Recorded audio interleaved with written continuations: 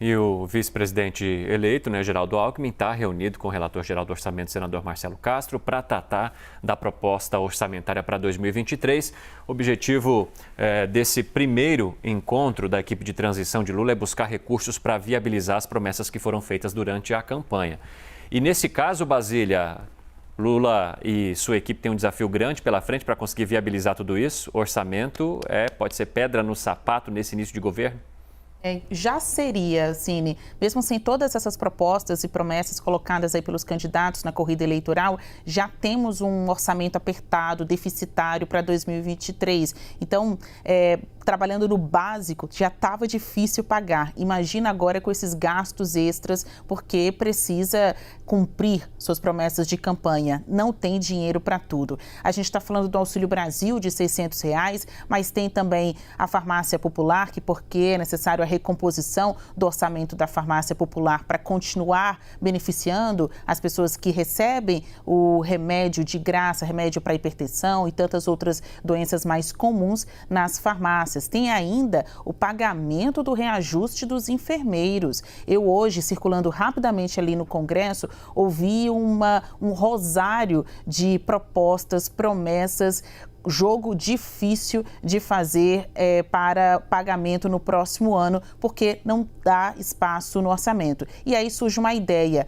quebrar o teto fiscal. O presidente eleito, Luiz Inácio Lula da Silva, já havia dito que iria mudar a regra do teto, mas colocar o que no lugar do teto? Isso também a gente não tem concretamente a resposta por base dos auxiliares da campanha, da área econômica, e chama atenção a participação de Geraldo Alckmin nessas conversas, ele que é cotado para todos os ministérios, inclusive para a economia, é também dever dele apontar, o superministro vice-presidente da República, é também dever dele apontar esses espaços no orçamento. Tem coisa demais para colocar numa conta já curta e vermelha, como a gente já tinha na previsão para 2023.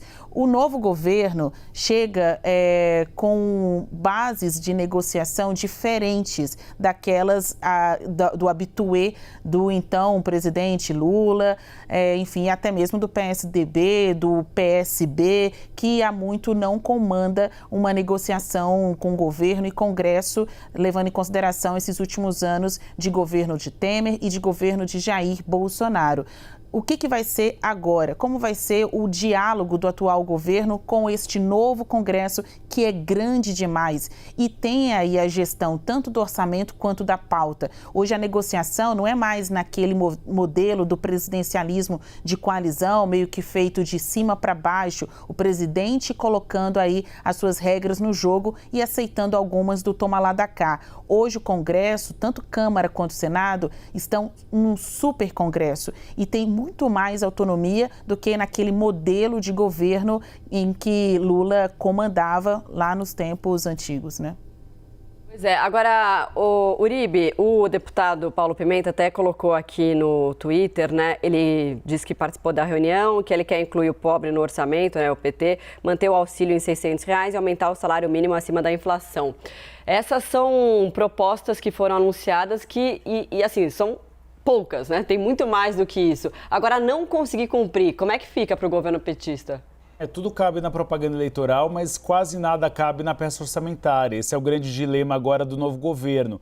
2 pontos são considerados pacificados. Um deles, recomposição do farmácia popular, que realmente o próprio Jair Bolsonaro, quando houve essa possibilidade na peça orçamentária de 2023, ele disse que seria recomposto, e Auxílio Brasil de R$ 600. Esses são os 2 pontos chaves que Marcelo Castro, senador, relator do orçamento, já sinalizou que deve acabar entrando na peça orçamentária. A questão é que há aí uma cesta de outros benefícios. A questão que a Basília Rodrigues trouxe mais cedo, o aumentar a faixa de isenção da tabela do imposto de renda da pessoa física, hoje de R$ 1.900 para R$ 5.000, que é a proposta tanto de Jair Bolsonaro como de Luiz Inácio Lula da Silva.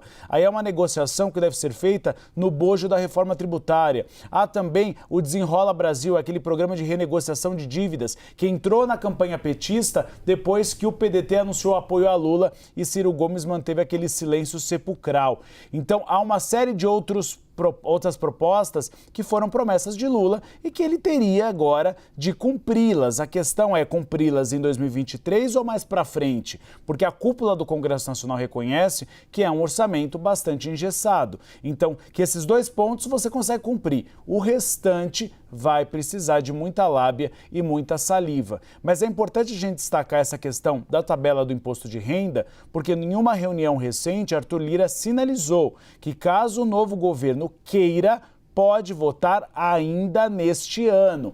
A questão é saber se haverá apoio no Senado Federal, porque a gente sabe, Arthur Lira aprovou, pelo menos na gestão Jair Bolsonaro, o que ele quis, passou o trator na Câmara dos Deputados.